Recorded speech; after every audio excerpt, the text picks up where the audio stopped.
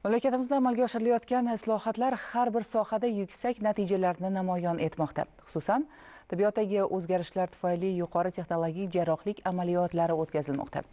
Masalan, 2024-yilda Milliy tibbiyot markazida 5000 dan ortiq operatsiyalar bajarilgan. Sog'liqni saqlash vazirligi matbuot xizmati bilan hamkorlikda tayyorlangan lavhada shu haqda so'z yuritiladi.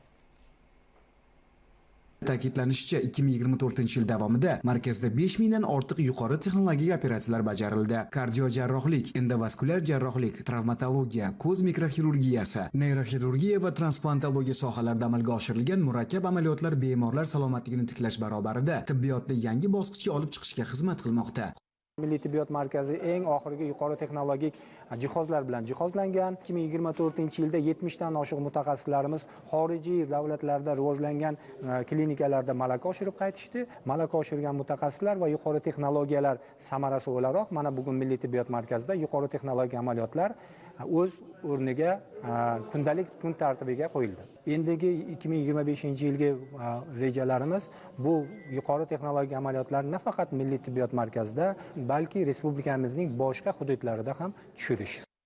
Eslatib o'tamiz, Milliy tibbiyot markazi mamlakatimizga ixtisoslashtirilgan tibbiyot muassasalari orasida birinchi bo'lib 7/24 ish rejimiga o'tgan edi. Bu yerda inson a'zolari transplantatsiyasi yo'nalishida ham yuksak natijalarga erishilmoqda. Jumladan 2024-yil davomida muassasada 15 dan ortiq jigar va 75 ta buyrak transplantatsiyasi muvaffaqiyatli bajarildi. Jigar transplantatsiyasining so'nggi 5 tasi bu yo'nalishda jahonda noyob va tengsiz hindistonlik jarroh transplantolog bilan hamkorlikda o'tkazilib, operatsiyalarning samaradorligi va bemorlarning sog'ayish jarayoni sezilarli darajada yaxshilanishga erishildi.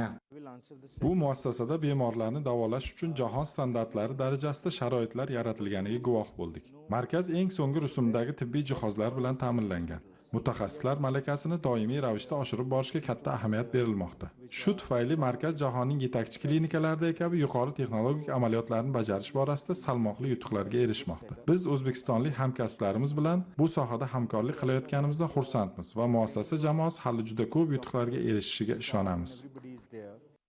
Joriy yil Milliy tibbiyot markazi uchun transplantologiya va yuqori texnologik jarrohlik sohasida yangi bosqichga ko'tarilish davri bo'lmoqda. Jumladan bu yo'nalishda ilg'or usullar o'zlashtirildi. Natijada operatsiyalar soni oshdi va sifati yaxshilandi. Ayniqsa bir kunda parallel ravishda 4 ta jigar transplantatsiyasi muvaffaqiyatli amalga oshirilgani nafaqat markaz tarixida, balki butun mamlakat tibbiyotida muhim voqea bo'ldi.